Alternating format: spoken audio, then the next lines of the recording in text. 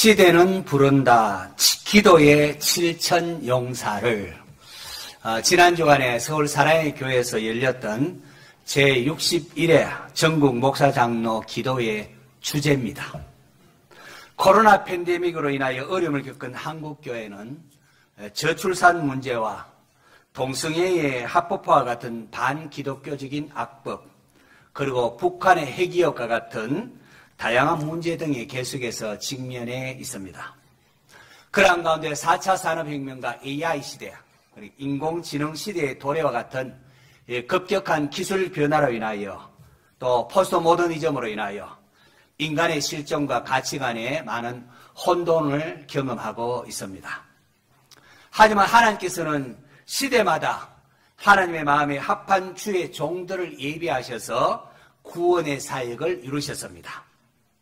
엘리야가 이제 이스라엘에 희망이 없습니다. 모두가 바알이라는 우상을 쫓고 있습니다. 도무지 돌이키지 않습니다 하면서 주저앉아 절망할 때에 하나님께서는 내가 이스라엘 가운데 7,000명을 남기리니 다 바알에게 무릎을 꿇지 아니하고 다 바알에게 입맞추지 아니한 자니라 라고 했습니다.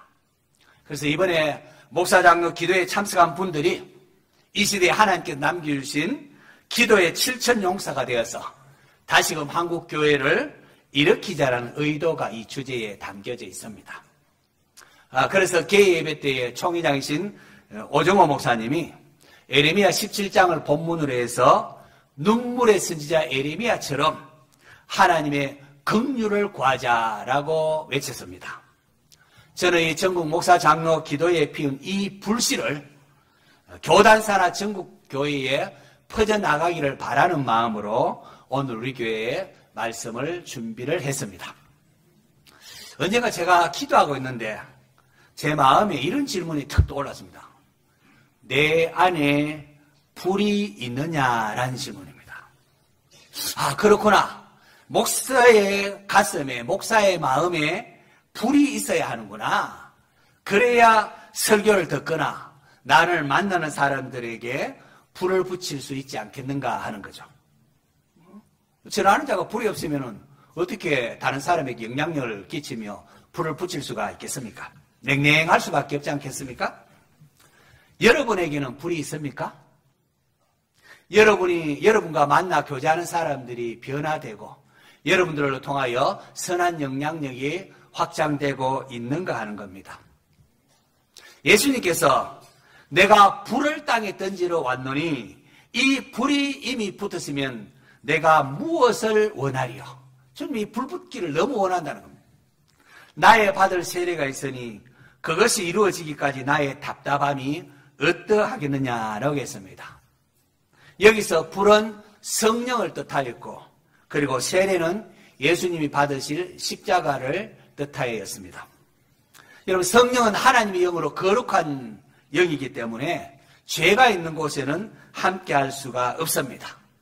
그래서 예수님께서 이 땅에 오셔서 십자가에서 우리의 죄를 대신 담당하여 죽어주심으로 비로소 성령님이 우리에게 오실 수 있게 된 것입니다. 자, 그래서일까요? 이번 목사장로 기도회에 두 번의 저녁 집회가 있었는데 두 번의 저녁 집회는 성령의 능력을 갈망하며 사랑의 교회 담임이신 오정현 목사님과 워싱턴 중앙장로교회 담임하는 류응열 목사님이 설교를 하셨습니다. 성령의 능력을 갈망하는 그런 내용이었습니다. 예수님께서 예루살렘으로 올라가시면서 제자들에게 내가 아버지께로 간다는데 가면하면서 내가 떠나가는 것이 너에게 유익하니라. 내가 떠나가지 아니하면은 보혜사가 너에게 오지 아니할 것이요 가면 내가 그를 너에게 보내시리라 라고 했습니다. 예수님이 내가 떠나가는 너에게 유익하다. 아니 어떻게 예수님이 떠나가는 것이 제자들에게 유익할 수가 있단 말입니까? 우리는 초대교회 제자들은 좋았겠다. 예수님과 함께 생활했으니 우리가 그렇게 부러워하지 않습니까? 그런데 왜 예수님께서 떠나가시기가 유익하다고요?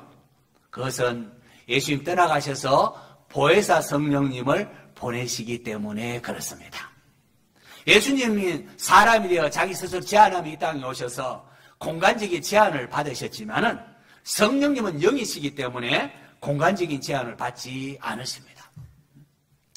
요한복음에 따르면은 예수님께서 부활하신 후에 제자들에게 나타나셔서 처음으로 한 말씀이 샬롬 너희에게 평강이 있을지어다.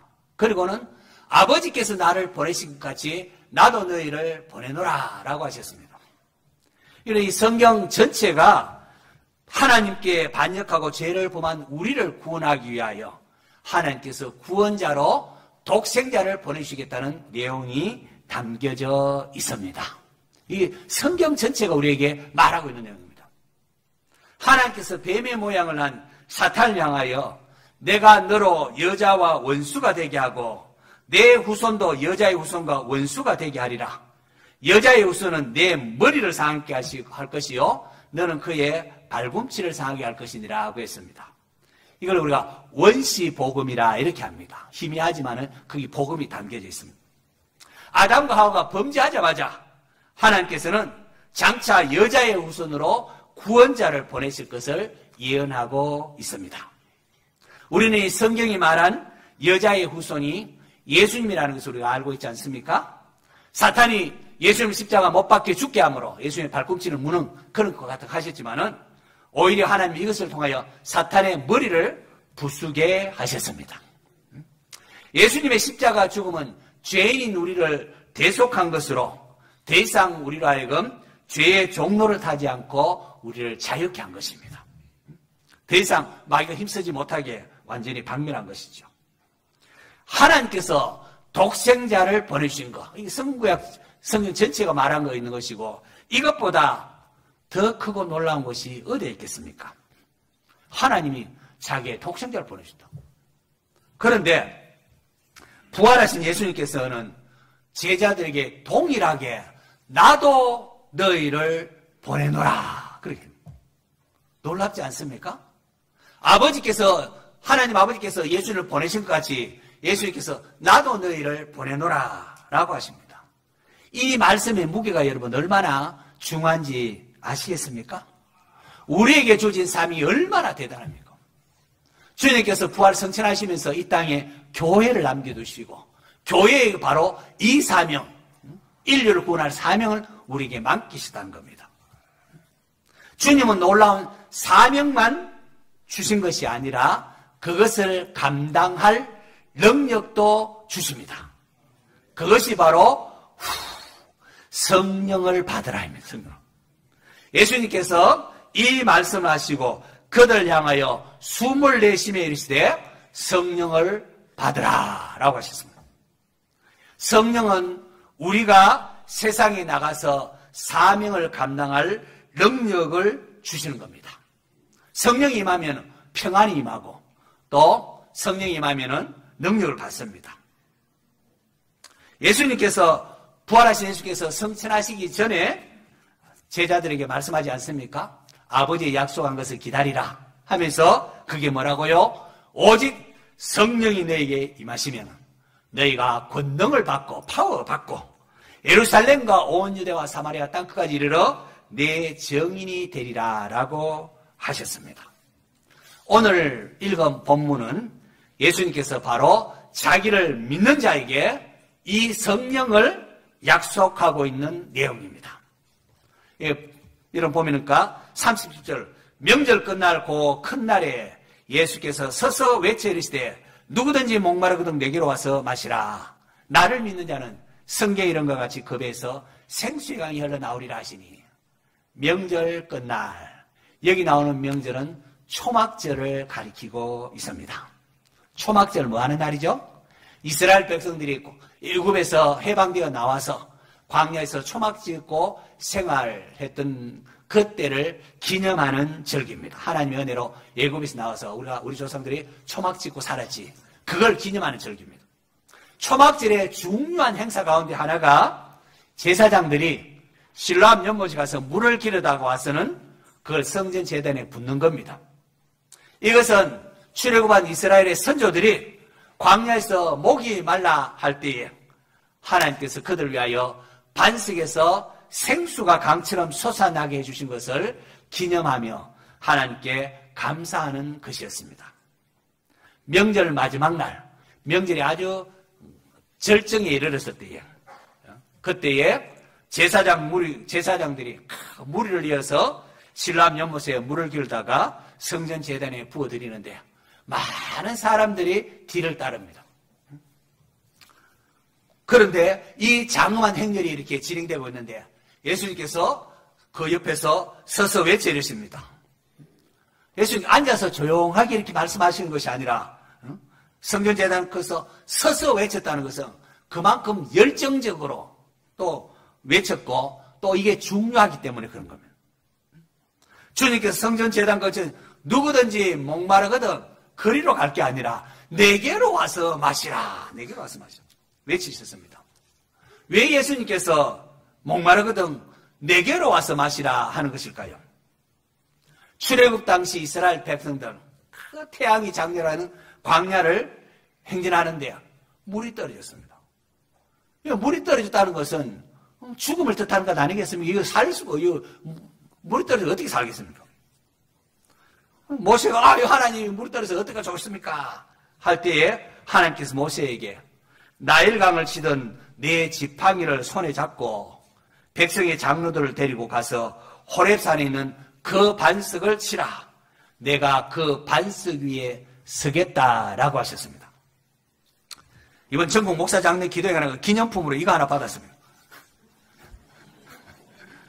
사랑의 교회에서 이렇게 후원한 것 같습니다. 그래서 이게 모세 지팡이를 하면서 이거 붙잡고 우리가 주야 우리가 붙잡고 기도하자 하면서 이렇게 기념품으로 받았습니다.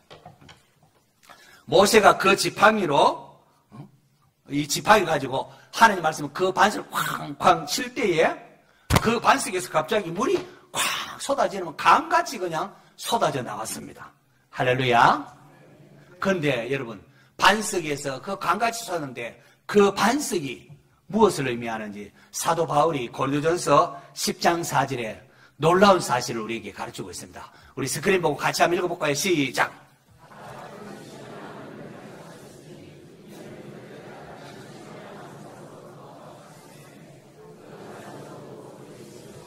목마른 그들이 광야에서 신령한 음료를 마셨는데 그들 따른 신령한 반석으로 마셨는데 그 반석이 뭐라고요? 그 반석이 곧 그리스도시라. 구약의 모세가 쳤던 그 반석은 예수님을 예표하는 모형이요 그림자였다는 겁니다. 그러니까 예수님께서 나에게 오라 지금 그렇게 말씀하는 겁니다. 모세가 그 지팡이로 반석을 쳤을 때에 물이 나온 것처럼 예수님께서 채찍에 맞으시고 십자가에 못 박혀서 피 흘리시고 육신이 찢어짐을 통하여 생수의 강인 성령님께서 우리에게 오시게 된 것입니다. 예수님께서 누구든지 목마르거든 내게로 와서 마시라 했습니다. 구약시대는 누구든지가 아니고요. 구약시대는 특정한 사람, 왕과 제사장 또 선지자 이런 기름 부음 받은 특정인에게 그 직분을 감당하도록 한시적으로 그들에게 임했습니다. 또 이마다가 또 거두어 가시기도 했습니다. 그래서 다윗이 왕이 때 주의 영을 나에게 거두지 말라 이렇게 기도했습니다. 그러나 이제는 신약시대를 사는 이제는 예수님을 말미암아 누구든지 예수 믿는 자라면 성령을 받을 수 있게 되었습니다. 할렐루야. 그리고 한 번 임한 성령은 영원히 우리와 함께 하십니다. 하나님께서 에스겔에게 에스겔 골짜기로 인도해서 마른 뼈를 보이시며 이렇게 묻습니다. 인자야, 이 뼈들이 능히 살 수 있겠느냐? 에스겔이 골짜기에 본 뼈들은 바싹 말라있어요. 완전히 바싹 말라있어요. 그런 뼈가 살아난다는 건 있을 수 없는 일이었습니다. 절망 그 자체였습니다. 에스겔이 본 골짜기의 마른 뼈들은 희망이 없었습니다.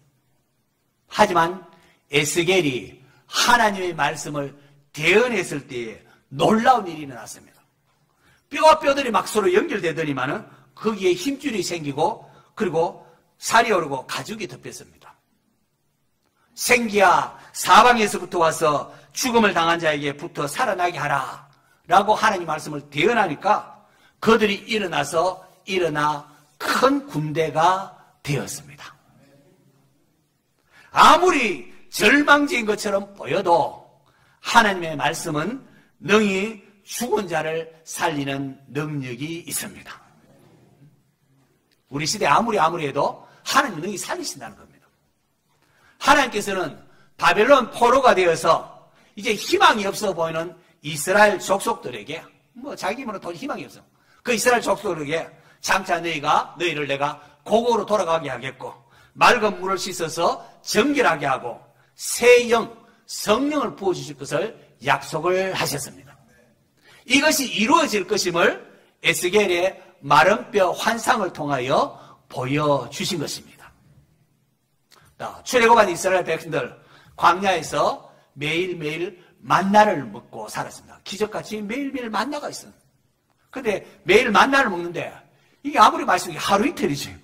매일 만나를 먹다 보니까 나중에는 그들이 고기가 먹고 싶어가지고 울었습니다. 예고할 때 그래도 우리가 고기도 한 번씩 먹었는데 하면서 고기 먹고 싶다고 막 울었습니다. 모세도 그렇고 하나님 마음도 얼마나 속상하겠습니까? 모세가 이 백성에게 줄 고기가 내가 어디서 얻겠습니까? 하면서 하소연하니까 하나님께서 너희 몸을 거룩하게 하고 내일 고기 먹기를 기다리라. 하루 이틀 정도가 아니라 냄새가 나서 싫어할 정도로 한 달 동안 그냥 먹게 하리라고 하셨습니다. 그러자 그때 모세가 불가능하다고 했습니다. 아니 나와 함께하는 이 백성들 중에 장정만 지금 60만 명, 장정만 60만 명이니까 아이들하고 노약자 따지면 200만 명 넘지 않습니까? 어떻게 이 많은 사람들을 한 달 동안 고기를 먹게 할 수 있습니까? 양떼와 소떼를 잡은들 족하겠습니까? 바다의 모든 고기를 잡은들 족하겠습니까? 라고 불가능하다고 했습니다. 그러자 여호와께서 모세에게 여호와의 손이 짧으냐라고 하셨습니다. 여호와의 손이 짧으냐. 그리고 하고는 다음 날에 하나님께서 하늘부터 바람이 나와갖고 지중해 바다로부터 메추라기를 확 하더니만은 진영, 텐트 치고 있는 진영 사방이 그냥 2규빗으로 하루길 되는 겁니다. 2규빗이면 여러분 높이가 한 1m 정도의 높이로 그 진영 사방에 그냥 메추라기가 그냥 덮였다는 겁니다. 갈라 하면 메추라기 밟고 갈 만큼 그렇게 하루길 정도로 메추라기가 쏟아졌다고 합니다. 무슨 말입니까? 우리가 믿는 하나님은 전능하신 분이시라는 겁니다. 믿습니까? 간질병 귀신 들린 아버지가 예수님께 나와서 뭐 좀 할 수 있거든. 우리를 불쌍히 여기서 좀 도와주십시오. 라고 할 때 예수님께서 뭐라고 하셨습니까? 뭐라고 했다고요? 할 수 있거든이 무슨 말이냐? 믿는 자에게는 능히 하지 못할 일이 없느니라고 했습니다. 그러니까 이 아버지가 아유 내가 믿나이다. 나의 믿음 없음을 도와주소서. 나 이게 참 우리의 모습을 너무 잘 보여주는 것 같습니다. 내가 믿는데 나의 믿음을 도와주소서. 그렇게 하니까 예수님께서 더러운 귀신을 쫓아내시고 아이를 고쳐주셨습니다. 우리가 믿는 하나님은 전능하신 분이십니다. 사도 바울이 외치지 않습니까? 내게 능력 주시는 자 안에서 내가 모든 일을 할 수 있느니라. 그러므로 성도 여러분, 하나님의 구원을 갈망하십시오. 우리가 이제 어려워 안 돼. 그러면 안 됩니다. 하나님의 구원을 갈망하십시오. 주여 다시 한번 우리를 일으키소서 부르짖으시기를 바랍니다. 의에 줄이고 목마른 자가 되어야 됩니다. 부흥을 갈망하는 자가 되어야 됩니다. 하나님 나라가 임하기를 구하셔야 됩니다. 내 입을 크게 열라 내가 채우리라 주님 말씀하지 않습니까? 하나님께서 누구에게 은혜를 베푸시겠습니까? 누구에게 부흥의 불길을 주시겠습니까? 구하는 자에게 주시리라고 했습니다. 구하시기 바랍니다. 기도의 7천 용사가 되시기 바랍니다. 오정현 목사님이 하신 말씀 가운데에 기도하는 대로 인생이 가고 기도하는 대로 교회가 간다. 제가 상당히 공감이 갔습니다.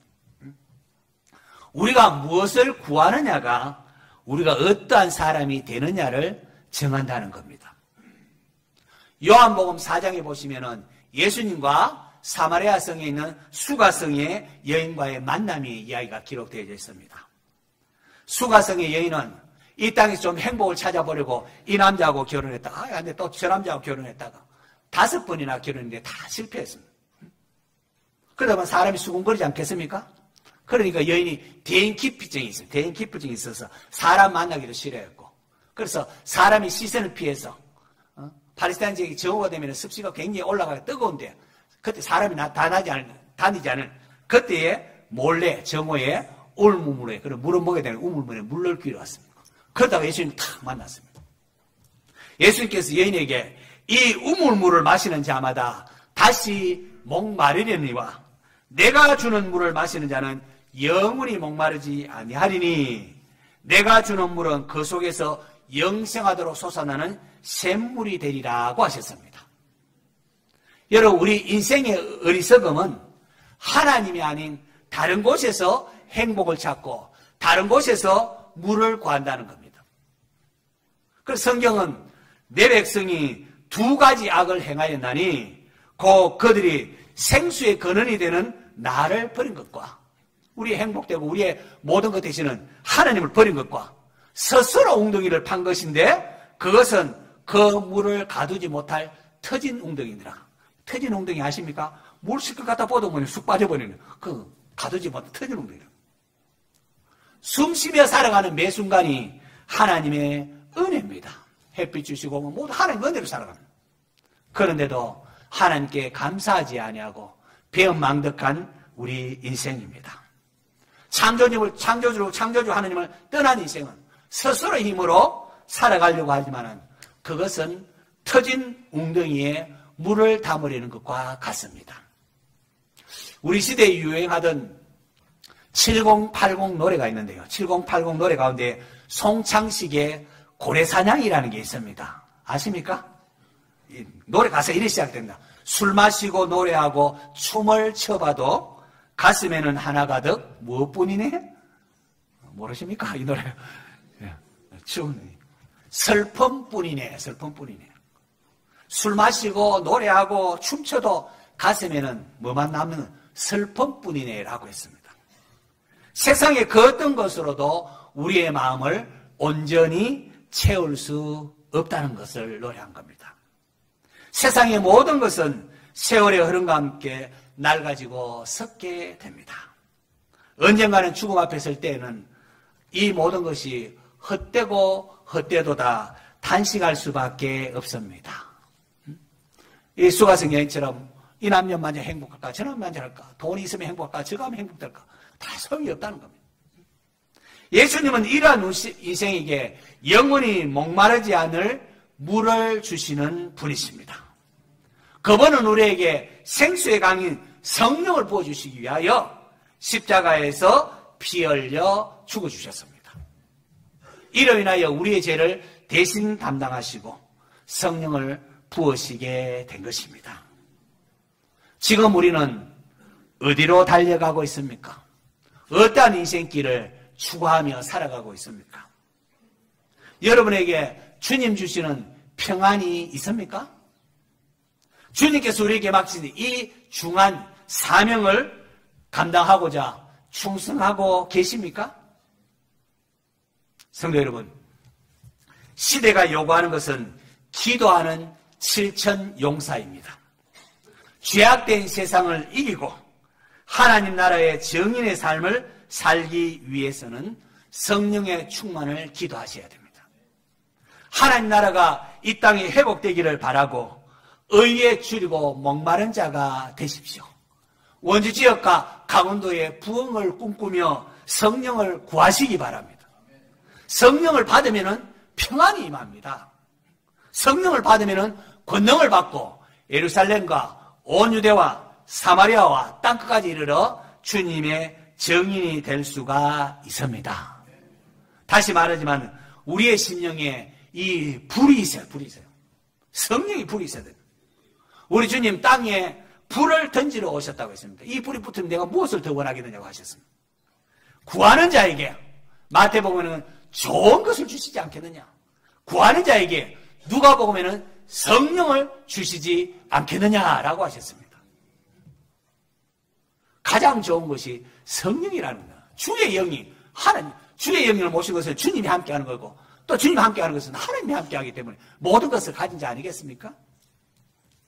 주일마다 예배당 문은 출입을 하면서도 여전히 삶의 무거운 짐을 지고 다니지는 않습니까? 류영렬 목사님께서 하신 말씀 중에 모든 문제는 답이 있다 이런 말을 했는데 가만히 들어보니까 맞는 것 같습니다. 왜요? 하나님은 전능하신 분이시기 때문에 해결하지 못할 문제가 없다는 겁니다. 우리 생각으로는 방법이 없고 이제 뭐 끝났다. 도무지 어찌할 수 없다. 막다른 길이다. 생각될 수가 있습니다. 하지만 그럴지라도 예수님 안에는 답이 있습니다. 주님 말씀하십니다. 누구든지 목마르거든 내게로 와서 마시라. 나를 믿는 자는 성경에 이른과 같이 그 배에서 생수의 강이 흘러나오리라고 했습니다. 예수님을 나의 주님으로 나의 구원자로 인정하고 영접을 하십시오. 먼저 하나님 나라를 구하십시오.